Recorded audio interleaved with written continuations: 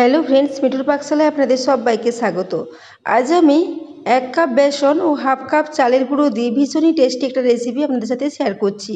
তো এই জন্য প্রথমেই একটা পাত্র নিয়েছি, তাতে একটা স্ট্রেনার নিয়েছি। এতে করে এই বেসনটাকে একটু চেলে নেব। বেসনের মধ্যে অনেক সময় নোংরা থাকে, সেজন্য এটা একটু চেলে পরিষ্কার করে নেওয়া ভালো। এছাড়াও বেসনটাকে চেলে ব্যবহার করলে এটা জল দিয়ে মাখার সময় ব্যাটারটা খুব সুন্দর একটা স্মুথলি ব্যাটার রেডি হয়ে যায়। তো সেই জন্য মিশ্রণটাকে একটু এইভাবে রেডি করব। তো এই জন্য এটাকে চেলে নিচ্ছি। তো দেখুন, এটা খুব ভালো করে চেলে নিচ্ছি। বেসনের মধ্যে অনেক সময় ডেলা ডেলা থাকে, সেগুলো খুব ভালো মতো পরিষ্কার হয়ে যায় চেলে নিলে। তো বন্ধুরা, আজকের রেসিপিটা ভীষণই টেস্টি, অবশ্যই একবার বাড়িতে ট্রাই করবেন। এটা ভীষণই ভালো হবে সকালে ব্রেকফাস্টে বা বাচ্চাদের স্কুলের টিফিনে যদি বানিয়ে দিতে পারেন। তো দেখুন, এরপর আমি এটাকে চেলে পরিষ্কার করে নিয়েছি। কিছু নোংরা ছিল, সেগুলো একটু ফেলে দিচ্ছি। এরপর এখানে দেখুন, বেসনটা খুব সুন্দর করে পরিষ্কার করা হয়ে গেছে। এরপর ওটাতে আবারও আমি নিয়ে নেব চালের গুঁড়ো। তো চালের গুঁড়োটাকেও একটু চেলে নেব, সেই জন্য আবারও স্ট্রেনারটা নিয়ে নিয়েছি। এরপর এখানে ওই কাপ মেপে হাফ কাপ পরিমাণে চালের গুঁড়ো দিয়েছি। যতটা বেসন এখানে ততটা তার হাফ পরিমাণে চালের গুঁড়ো নিতে হবে। তো চালের গুঁড়োটাকেও চেলে পরিষ্কার করে নিলাম। এরপর দুটো মিশ্রণ একই সাথে মেখে নিচ্ছি। তো দেখুন, চালের গুঁড়ো ও বেসনটাকে একসাথে এভাবে মিশিয়ে নিলাম।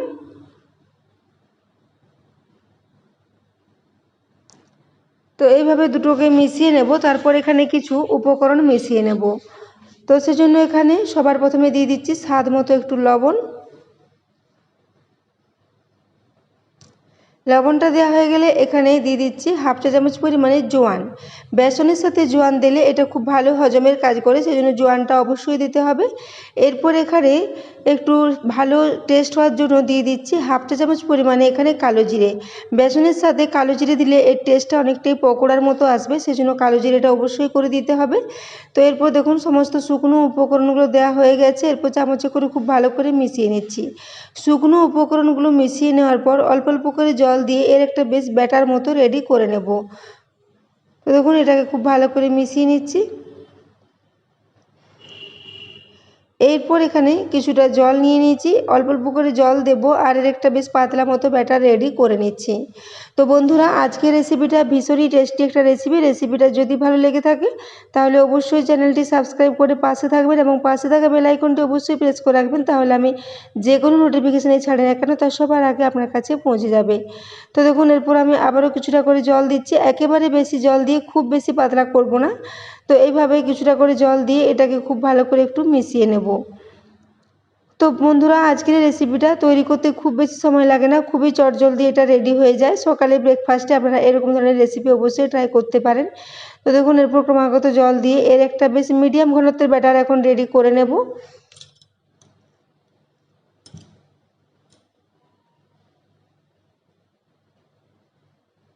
তো দেখুন, এখানে আবারও কিছুটা করে জল দিয়ে দিলাম।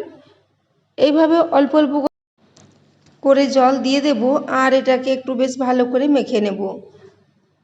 এর মধ্যে যাতে কোনো মোটা দানা না থেকে যায়, সেজন্য এটাকে খুব ভালো করে মেখে নিতে হবে। আপনারা চাইলে এটাকে একটা হ্যান্ড মিক্সারের সাহায্যে খুব ভালো করে মিশিয়ে নিতে পারেন। তো যেহেতু এগুলো চেলে নিয়ে পরিষ্কার করা আছে, সেজন্য এটা মিশ্রণটা রেডি করতে খুব বেশি সময় লাগবে না।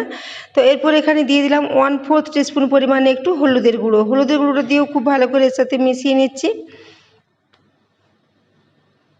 তো দেখুন, এখানে একটা বেশ মিডিয়াম ঘনত্বের ব্যাটার রেডি হয়ে গেছে। হলুদের গুঁড়োটা দিয়ে খুব ভালো করে মিশিয়ে নেব। তারপর এটাকে ঢাকা দিয়ে প্রায় 5 মিনিটের জন্য একটু রেস্টে রেখে দেব। তো দেখুন, ব্যাটারটা এখন খুব ভালো মতো রেডি করে নিয়েছি। তো এটাকে এইভাবে ঢাকা দিয়ে এখন 5 মিনিটের জন্য সাইডে রেখে দিলাম। এদিকে আমি কিছু সবজি নিয়েছি। সবজির মধ্যে একটা বড় ক্যাপসিকামের অর্ধেকটা ক্যাপসিকাম কেটে নিয়েছি। একটা বড় সাইজের গাজরকে গ্রেট করে নিয়েছি। এর সাথে 3টে কাঁচা লঙ্কাকে ছোট টুকরো করে কেটে নিয়েছি। এরপর এখানে একটা গ্যাসে কড়াই বসিয়ে দিয়েছি, তাতে 2 চা চামচ পরিমাণে সরষের তেল নিয়ে নিলাম।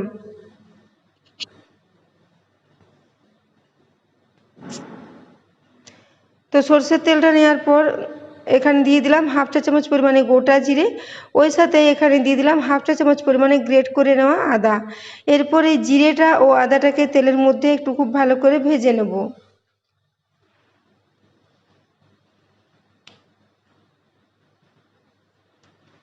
তো জিরে ও আদাটা যখন খুব ভালো করে ভাজা হয়ে যাবে, তখন এখানে দিয়ে দেবো ক্যাপসিকাম। ক্যাপসিকামটাকে আগে একটু ভেজে নেব, তারপর এখানে গাজরটা দিয়ে দেবো। তো পুরো ক্যাপসিকামটা এখানে দিয়ে দিচ্ছি, ওই সাথে কাঁচা লঙ্কাটাও এখানে দিয়ে দেব।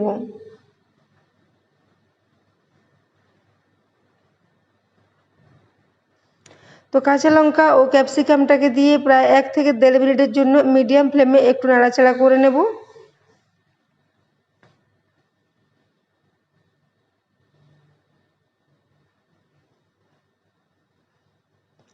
তো এটাকে এইভাবে 1 থেকে 1.5 মিনিটের জন্য একটু নাড়াচাড়া করে ভেজে নিয়েছি।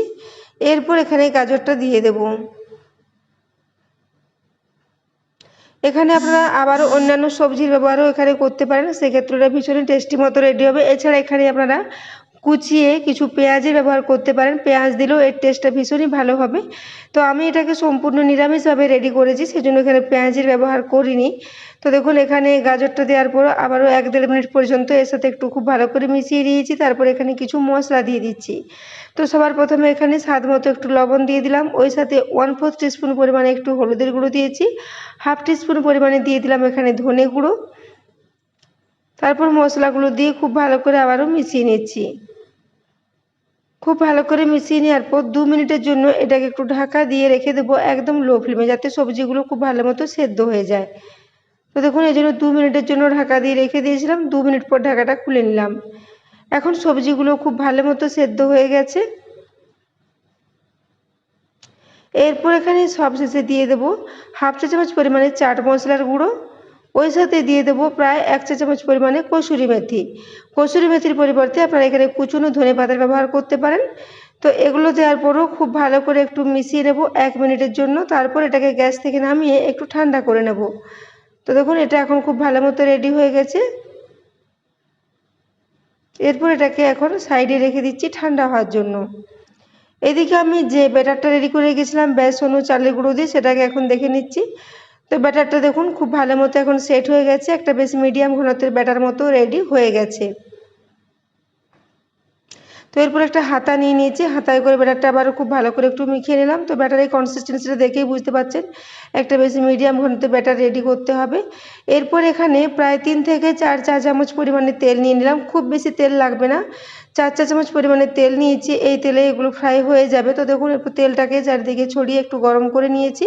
তারপর গ্যাসের ফ্লেমটা এখন লোতে করে দিয়েছি। এরপরে হাতায় করে একটু একটু পরিমাণে ব্যাটার নেব, খুব বেশি ব্যাটার না, প্রায় হাফ হাতা পরিমাণে ব্যাটার একটু একটু করে দিয়ে এইভাবে 3টে করে দিয়ে দিচ্ছি।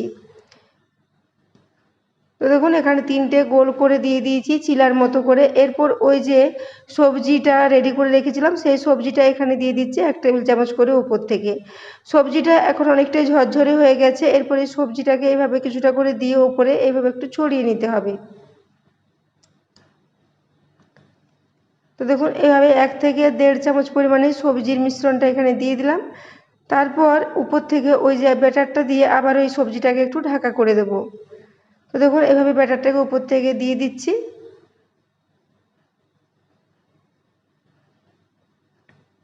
তো বন্ধুরা আজকের এই রেসিপিটা যদি ভালো লেগে থাকে তাহলে অবশ্যই বন্ধুদের সাথে একটু শেয়ার করে দেবেন, এবং রেসিপি ভালো লাগলে একটা লাইক করতে ভুলবেন না। তো দেখুন উপর থেকে ব্যাটারটা দিয়ে সবজিটাকে ভালো করে ঢাকা দিয়ে দিতে হবে।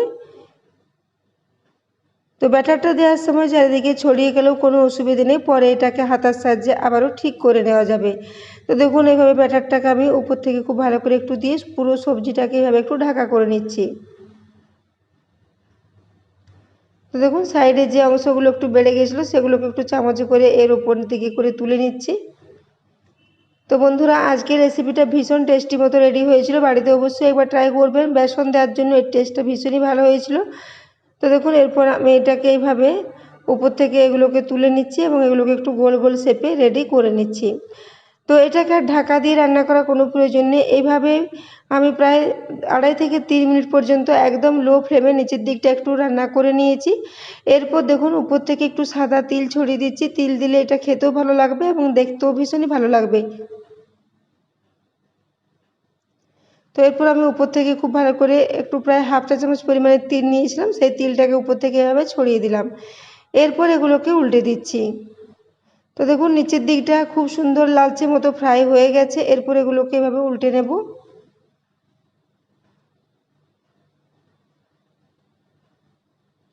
উল্টে নিয়ে অপর দিকটা প্রায় লো ফ্লেমে এটাকে প্রায় 2.5 থেকে 3 মিনিটের জন্য একটু ফ্রাই করে নেব। এইভাবে লো ফ্লেমে আস্তে আস্তে করে এগুলোকে ফ্রাই করে নিলে নিচের দিকটা খুব সুন্দর একটা বেশ খাস্তা মতো ভাজা হয়ে যাবে। তো দেখুন, দেখেই বুঝতে পারছেন কি সুন্দর একটা কালার এসেছে এবং উপরটা ভীষণই মুচমুচে মতো ফ্রাই হয়ে গেছে। দুই দিকটা এইভাবে লালচে করে একটু ফ্রাই করে নিতে হবে।